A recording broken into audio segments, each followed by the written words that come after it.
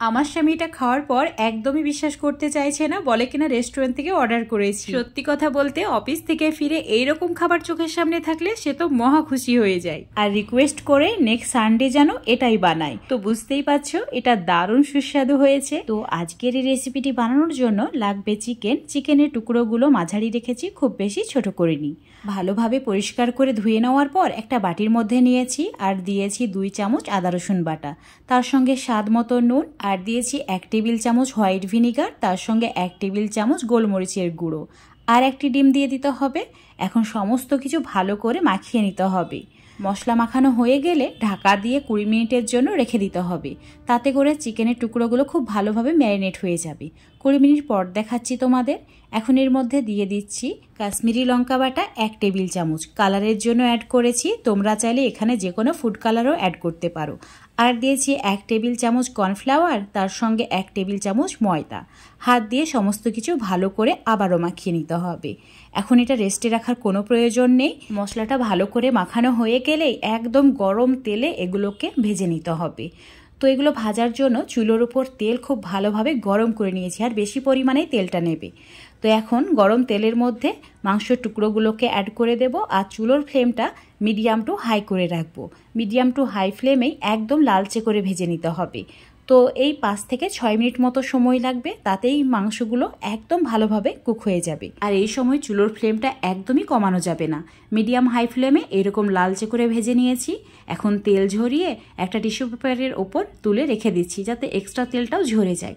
তো একইভাবে সমস্ত চিকেনের টুকরোগুলোকে ভেজে নিচ্ছি। আর এইভাবে ম্যারিনেট করে রেখে যদি ভাজা হয় তাহলে চিকেনের টুকরোগুলো খেতে এত বেশি সুস্বাদু হয় যে চায়ের সঙ্গে এরকম স্ন্যাক্স থাকলে একদমই জমে যাবে।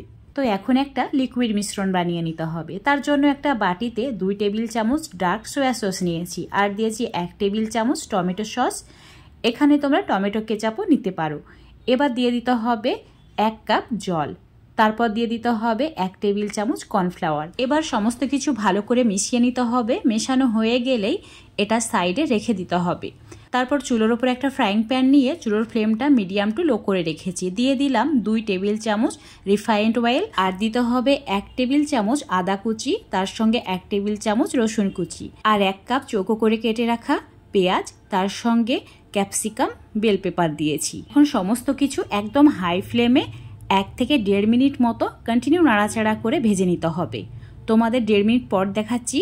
এটা কিন্তু খুব বেশি ভাজা যাবে না, ঠিক এইরকম করেই রাখতে হবে। তারপর যে মিশ্রণটা বানিয়ে রেখেছিলাম লিকুইড, সেটা এর মধ্যে ঢেলে দিচ্ছি। তারপর চুলোর ফ্লেমটা মিডিয়াম করে দিতে হবে। মিডিয়াম ফ্লেমে একটু ওয়েট করব যাতে এটা ফুটতে শুরু করে। যখন এটা একটু ফুটতে শুরু করবে এর মধ্যে দিয়ে দিতে হবে 1 টেবিল চামচ মতো ভিনিগার। তারপর ভিনিগারটাও ভালো করে মিশিয়ে নিতে হবে। খুব সুন্দরভাবে এটা ঘন হয়ে গেছে, দেখতেই পাচ্ছ। এখন ভেজে রাখা চিকেনের টুকরোগুলো অ্যাড করে দিতে হবে। হাই ফ্লেমে ভালো করে মিশিয়ে নিতে হবে। 1 মিনিট এইভাবে হাই ফ্লেমে মিশিয়ে নিয়েছি। আগে যে লিকুইড মিশ্রণটা বানিয়েছিলাম তাতে 1 কাপ মতো জল দিয়েছি, সেই জলেই কিন্তু একদম পারফেক্ট গ্রেভি রেডি হয়ে যাবে। এর বেশি দেওয়ার প্রয়োজন নেই। এখন স্বাদ মতো নুন, তার সঙ্গে চিনি, আর দিয়েছি 1 চামচ গোলমরিচের গুঁড়ো। এখন হাই ফ্লেমে কন্টিনিউ নাড়াচাড়া করে নিতে হবে 1 মিনিট। তো 1 মিনিটের মধ্যে খুব ভালোভাবে এটা রেডি হয়ে যাবে। এখন চুলোর ফ্লেমটা একদম কমিয়ে দিয়ে উপর থেকে সামান্য পরিমাণে পেঁয়াজ পাতা ছড়িয়ে দিতে হবে।